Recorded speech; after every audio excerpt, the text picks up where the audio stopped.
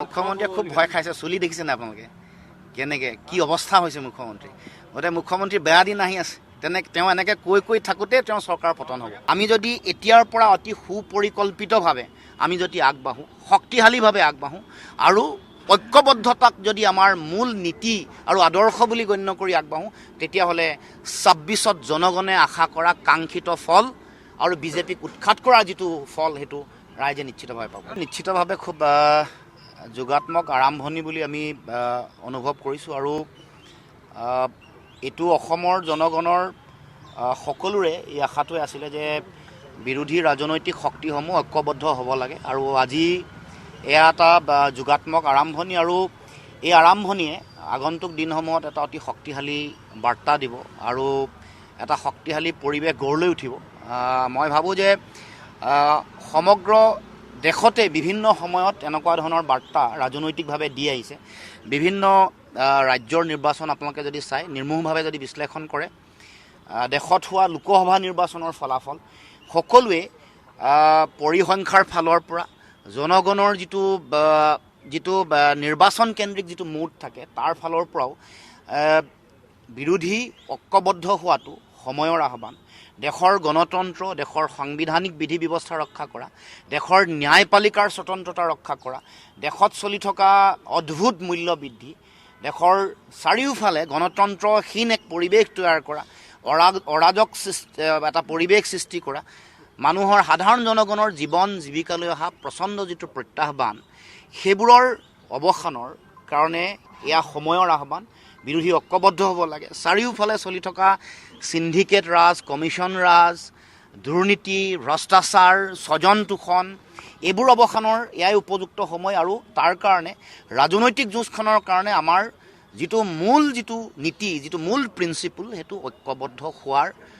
কোনো বিকল্প নাই কোনো বেলেগ ৰাস্তা নাই কথা বহুবাৰ কৈছোঁ আৰু এইটো মই কোৱা অসম জাতীয় পৰিষদে ৰাইজৰ দলে কংগ্ৰেছ দলে CPIM CPI MLA কোৱা কথা নহয় সৰ্বসাধাৰণ জনগণৰ মনৰ যিটো আহ্বান সেইটো উপলব্ধি কৰি আমি সকলোৱে গণতান্ত্ৰিক দায়বদ্ধতাৰে আমি আগবাঢ়িব লাগিব নহয় স্পষ্টতা নিশ্চয় আহিব আৰু এনেকুৱা এটা সময় আৰু সময়ৰ যিটো জটিলতা চলি আছে পৰিৱেশ চলি আছে তাৰ মাজত আজি এই শুভ আৰম্ভণিৰ পিছত মই ভাবোঁ যে স্পষ্টতা আহিব আৰু এই গোটেই কথাটোৰ যিহেতু বিকল্প নাই আমি সকলোৱে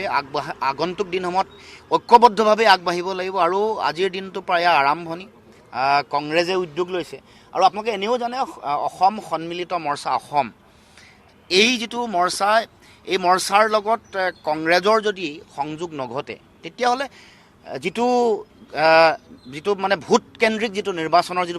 যিটো বিষয় সেইটোৱে কেতিয়াও পূৰ্ণতা নাপায় কাৰণ নিৰ্বাচনত কংগ্ৰেছক বাদ দি অসমত বিৰোধী ৰাজনৈতিক শক্তি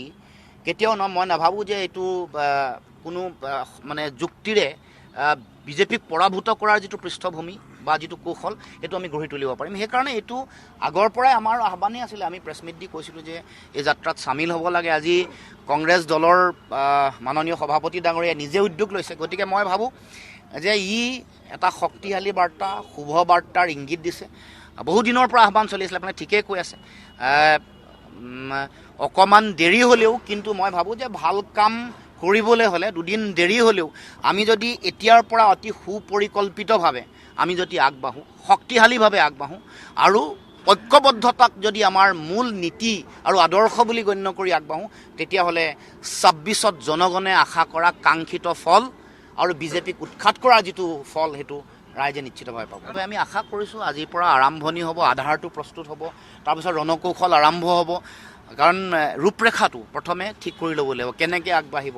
কি ধৰণে গোটেই প্ৰক্ৰিয়াবোৰ আগবাঢ়িব এই সকলো কথা নিশ্চয় তাৰ এটা আধাৰ বা ৰূপৰেখা আজি প্ৰস্তুত হ'ব এই যিটো নিমন্ত্ৰণ এইটো অসম সন্মিলিত মৰ্চা হিচাপে নিমন্ত্ৰণ কৰা নাই ইণ্ডিভিজুৱেলি নিমন্ত্ৰণ কৰিছে এইটো কনফিউজন কৰিব নালাগে এতিয়া এইটো যিহেতু কংগ্ৰেছে লোৱা উদ্যোগ বা কংগ্ৰেছৰ মাননীয় সভাপতি ডাঙৰীয়াই লোৱা উদ্যোগ গতিকে তেওঁলোকে কি পৰিকল্পনা কৰিছে কথা বতৰা পচাৰ পিছতহে আমি গম পাম কেনেকুৱা ধৰণৰ পৰিকল্পনা এইটো আৰম্ভণি ইনিচিয়েল ষ্টেপ এটা প্ৰাথমিক বা প্ৰাৰম্ভিক পদক্ষেপ তাৰ পৰৱৰ্তী দিনসমূহত নিশ্চয় এটা ৰোডমেপ থাকিব এটা দীৰ্ঘম্যাদী পৰিকল্পনা থাকিব সেইধৰণে আগবাঢ়িব মুখ্যমন্ত্ৰীয়ে খুব ভয় খাইছে চুলি দেখিছেনে আপোনালোকে কেনেকৈ কি অৱস্থা হৈছে মুখ্যমন্ত্ৰী গতিকে মুখ্যমন্ত্ৰী বেয়া দিন আহি আছে তেওঁ এনেকৈ কৈ থাকোঁতে তেওঁৰ চৰকাৰ পতন হ'ব।